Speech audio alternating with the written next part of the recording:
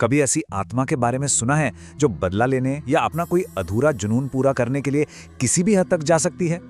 तो चलिए आज हम मुंजा की कहानी में उतरते हैं, जो भारतीय लोक कथाओं की एक ऐसी ही बेचैन और जिद्दी आत्मा है। जरा सोचिए, कोई भूत परेशान करे, लेकिन किसी डरावने मकसद से नहीं, बल्कि इसलिए कि उसकी शादी करवा दी जाए। सुनने में अजीब लगता है ना? पर यही अजीबोगरीब और खतरनाक सिचुएशन हमारी आज की कहानी का सेंटर पॉइंट है। तो अब मिलते हैं हमारी कहानी के मेन कैरेक्टर से, एक ऐसा नौजवान जो शायद हीरो बनने के बारे में सोच भी नहीं सकता, लेकिन देखिए उसकी जिंदगी में एक ऐसा भूतिया मोड़ आने वाला है जो उसे हमेशा के लिए बदल कर रख देगा। तो ये है बिट्टू, पुणे में अपनी माँ के सैलून में काम करने वाला एक सीधा साधा, थोड़ा डरपोक किस्म का लड़का। अपनी छोटी सी दुनिया में खुश है, लेकिन जब वो अपने पुश्तैनी गांव जाता है तो अनजाने में एक ऐसी मुसीबत को आज़ाद कर देता है जो दशकों से इंतजार कर रही थी। गांव की ये ट्रिप एक बुरे सपने में बदल जाती है जब परिवार एक श्रापित पीपल के पेड़ के पास पहुंचता है, और वहीं पर बिट्टू को उस पेड़ से निकली आत्मा से बचाते हुए उसकी प्यारी दादी गीता अपनी जान दे देती हैं। आखिर ये आत्मा है कौन जो इतनी ताकतवर है, और इसे बिट्टू से चाहिए क्या?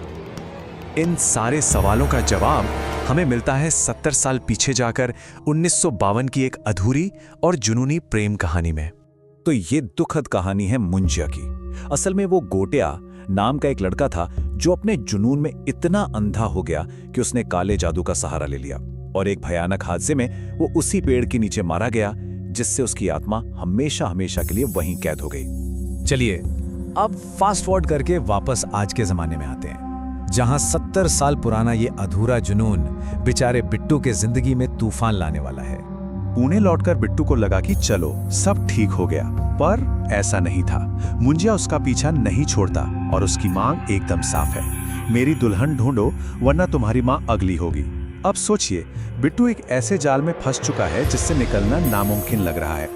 अपने मकसद को पूरा करने के लिए मुंजा का प्लान बहुत खतरनाक है। वो इस्तेमाल करना चाहता है परकाया प्रवेश का, मतलब एक आत्मा का किसी दूसरे के शरीर में घुस जाना और उसे अपने वश में कर लेना। और यही कहानी में आता है एक बहुत ही खतरनाक ट्विस्ट। जब मुंजा की नजर बिट्टू की दोस्त बेला पर पड़ती है तो वो चौंक जाता है। क्यों? क्योंकि बेला की शक्ल मुंजिया के पुराने प्यार मुन्नी से हूबहू मिलती है, और बस मुंजिया का नया निशाना बन जाती है बेला। अब इस मुसीबत से निकलने के लिए बिट्टू और उसके दोस्त मदद मांगने पहुंचते हैं एक ओझा के पास, जिसके तौर तरीके कह सकते हैं कि थोड़े हटके और खतरनाक भी हैं। ये ओझा साहब, जिनका नाम एल्विस है, उन्हें एक प्लान बताते हैं जो कागज पर तो एकदम परफेक्ट लगता है। मुंजिया को बहला फुसलाकर एक बकरे के शरीर में कैद करना और फिर उसका काम तमाम कर देना। लेकिन क्या ये इतना आसान होने वाला था? लेकिन जैसा कि होना था, प्लान की तो धज्जियां उड़ गईं। एक छोटी सी गलती और सब कुछ उल्टा पुल्टा हो गया। मुंजिया की आत्मा ने एक के बाद एक कई लोगों के शरीर पर कब्जा कर लिया और वहां पूरी तरह से अफरा तफरी मच गई। तो अब क्या?